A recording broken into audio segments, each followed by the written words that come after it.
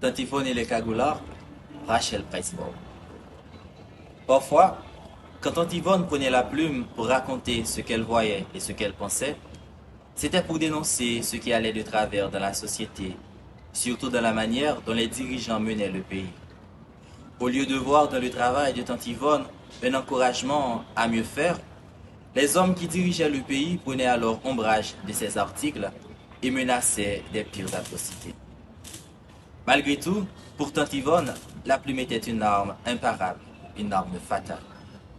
Elle écrivait pour se battre contre l'injustice et défendre les droits de tous. Elle disait tout haut ce que les autres pensaient tout bas. Elle n'avait pas peur car elle se savait dans son bon droit. Les menaces ne vinrent pas à bout de sa détermination, encore moins de son écriture. Elle continuait inlassablement à faire son devoir d'écrire pour rapporter et condamner ce qui n'allait pas. À ce moment-là, en 1957, le pays était surchauffé, les élections présidentielles allaient avoir lieu et la population était très excitée devant le choix des candidats. Les campagnes présidentielles battaient leur plein. Les 4 candidats présumés annonçaient leur plan de gouvernance. C'était Clément Jumel, François Duvalier, Louis Desjoie et Daniel Fignolet. Ce dernier devint président provisoire pour une brève période en 1957 et fut contraint par l'armée à l'exil moins de 3 semaines après son entrée en fonction.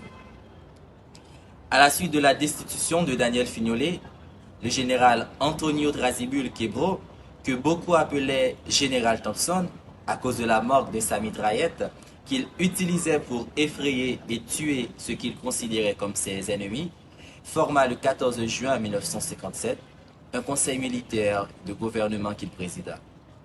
Ce conseil militaire avait pour tâche d'organiser les élections présidentielles avec les 3 candidats restants et s'assurer de son bon déroulement. Or, Tante Yvonne, qui suivait de près l'actualité de son pays, comprit ce qui se tramait. Afin d'alerter l'opinion publique et mettre un frein à la fraude électorale, elle écrivit un article dans le journal L'Escale qu'elle titra « À vous, en général ». Dans cet article, elle dénonçait les fraudes, accusait et condamnait le général Thompson de vouloir mener le pays au bord du gouffre en ayant triché et falsifié les résultats des élections en faveur de François Duvalier pour qu'il accède au pouvoir et occupe le poste de président.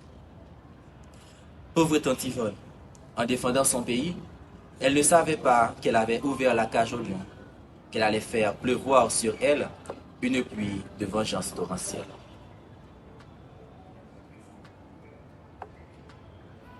Kimbelivou. Challenge Lekti, organize pa Kete Sos Haïti nan tèt kole ak edisyon cérébrale ki jwen support Les délices de Mama, Mama's Bloom Boutique Collège UDEC, et de la rue Graphique.